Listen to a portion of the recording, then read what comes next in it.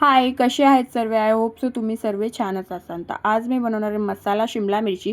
त्यासाठी आपल्याला लागणारे शेंगदाणे जे की मी छानपैकी रोस्ट करून घेतले. रोस्ट केल्यानंतर मी तुम्हाला दाखवत होती की मी ते 5-6 शिमला मिरची स्वच्छ धुवून घेतलेले आहे. त्याच्यानंतर मी ते शेंगदाणे काढून घेतले. नंतर त्याला बारीक असं मिक्सरमध्ये मी ग्राइंड करून घेतलं. ते जे कूट आहे ते मी एका बाउल काढत होती आणि काढल्यानंतर तुम्ही बघू शकता त्यात जे मसाले असतात ते मी ॲड करणार होते. तर सगळ्यात favourite one it is mutton masala मला खूप आवडतो आणि त्याच्यानंतर मी टाकलेला आहे त्याच्यामध्ये गरम मसाला पावडर जो की मला आवडतो म्हणूनच मी तो पण ॲड केल्यानंतर चिकन मसाला.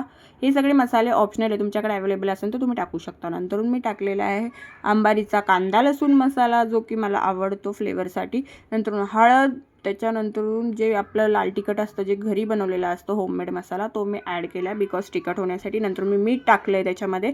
मग जो लसूण दिसतोय तुम्हाला तो मी मस्तपैकी असा ठेचून घेतलेला आहे आणि तो त्यात टाकला. मला लसूण खूप आवडतो कारण की म्हणून मी त्यात जास्त लसूण टाकला. नंतर गरम ऑइल टाकलं, त्याच्यानंतर मिक्स करून घेतलेलं आहे.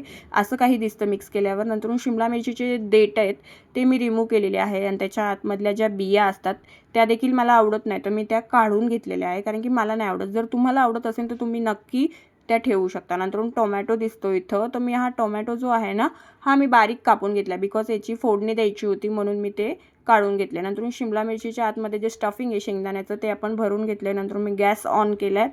गॅस ऑन केल्यानंतर कुकर ठेवलाय. कुकरमध्ये मी टाकले तेल आणि तेल टाकल्यानंतर मी त्यात ॲड केला आहे टोमॅटो आणि छानपैकी टोमॅटो ॲड केल्यावर हळद टाकली थोडीशी आणि मिक्स करून घेतलं. मिक्स केल्यानंतर जे शिमला मिरची स्टफिंग करून ठेवलेली ती त्यात ॲड केली आहे आणि पुन्हा मिक्स केले. नंतरून जे एक्स्ट्रा शेंगदाण्याचं कूट उरलेलं ते मला आवडतं म्हणून मी ॲड केलं आहे आणि त्याच्यानंतरून मी मस्त थोडंसं पाणी टाकून मी शिट्टी लावली 2 आणि फायनल लुक तुम्ही बघू शकता. कसं वाटलं कमेंट करून नक्की सांगा.